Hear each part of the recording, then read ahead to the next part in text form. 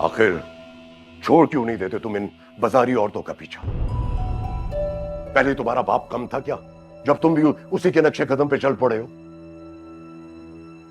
खुदा के लिए, तुम्हारी मां की हरकतों की वजह से तुम्हारे बाप की जान गई है। अब मैं तुम्हें खोना नहीं चाहता। तुम्हें कुछ अंदाजा है कि आज मुझे कितनी शर्मिंदगी उठानी पड़ी है उस एसएचओ के सामने? मेरी वजह से आपको शर्मिंदगी उठानी पड़ी, उसके लिए माजरत चाहता हूं चाचा। क्या माजरत चाहते हो तुम? तुम्हें अंदाजा है कि तुम कितने बड़े खानदान के चश्मो चराग हो? और ये क्या हरकत की है तुमने? प्रेस क्लब जाके तुमने वहां तोड़ फोड़ कर दी है, और वो खबरें चला रहे हैं अपने चैनल पे। उन्हें तो इतनी सी खबर चाहिए होती है। सारी इज्जत हमारे खानदान की खाक में मिला दी है तुमने। जी मेरा मसला है चाचा, मैं संभाल लूंगा। अब ये तुम्हारा मसला नहीं है, एफआईआर कट चुकी है। अब पूरे खानदान की इज्जत का सवाल है। यही मैं इसे समझाने की कोशिश कर रही हूं अकबर हुसैन, लेकिन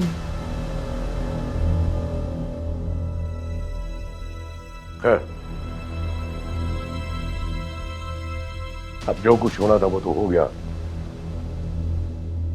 लेकिन जब तक ये मसला हल नहीं हो जाता तुम अब घर से बाहर कदम नहीं रखोगे। लेकिन अगर मगर कुछ नहीं है।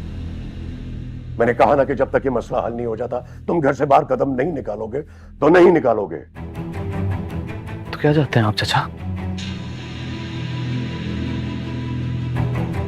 क्या करूं मैं, बताइए? पूरे जमाने के सामने अपने खानदान की इज्जत का जनाजा निकलने दूं?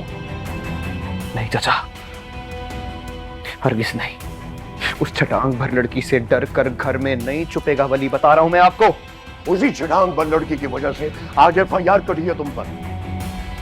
हमारे खानदान पर उंगलियां उठ रही हैं, सर झुक गए हमारे, और तुम्हें अपनी नाक की पड़ी हुई है।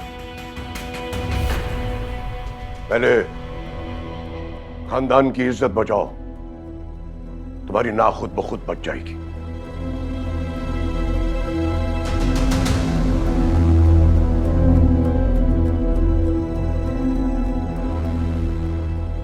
तुम्हारे चाचा जान बिल्कुल सही कह रहे हैं वली। जो उन्होंने कहा है वो ही करो।